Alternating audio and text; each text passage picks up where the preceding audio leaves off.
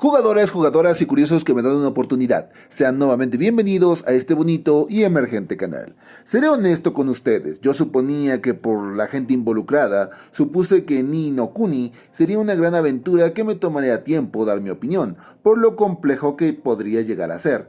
Pero la realidad es que, bueno... Empezaré con lo bueno.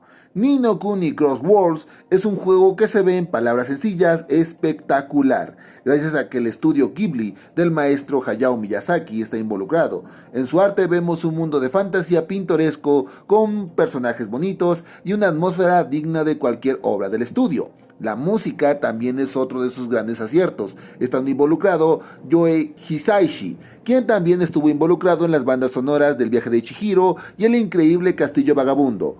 Por lo que tanto visual como sonoro, el juego es una de las mejores opciones que hay en móviles. Tiene un sistema de personalización, si bien no espectacular, sí está decente con diferentes opciones a gusto particular de cada jugador. Pero...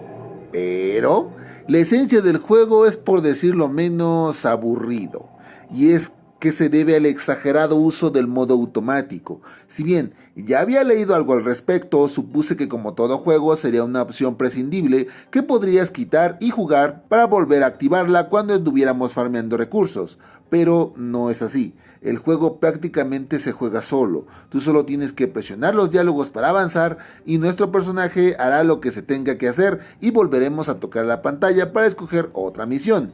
Iremos de un punto A un punto B. Hablaremos con quien tengamos que hablar, nos dará misiones, el personaje lo hará todo y volveremos a repetir la fórmula por horas. En 3 horas de juego no hice más que tocar la pantalla, leer diálogos, entrar a los menús y hacer los eternos tutoriales que me fueran apareciendo.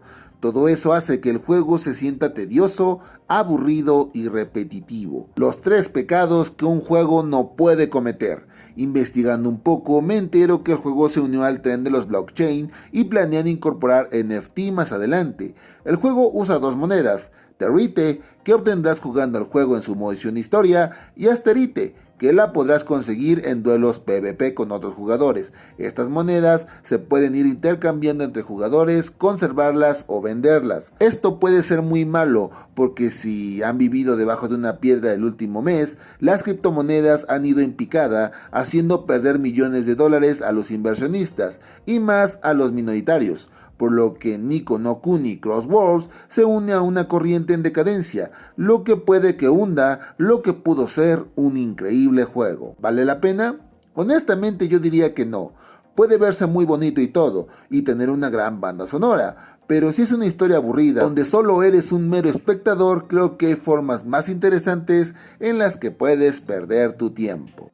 Por acá arriba te dejaré otro juego que al igual se ve bonito y se escucha bastante bien, sobre todo si eres un amante de los RPG por turnos. Por lo que yo soy su tío Kruger, deseándoles buenas partidas y diciéndoles hasta la próxima.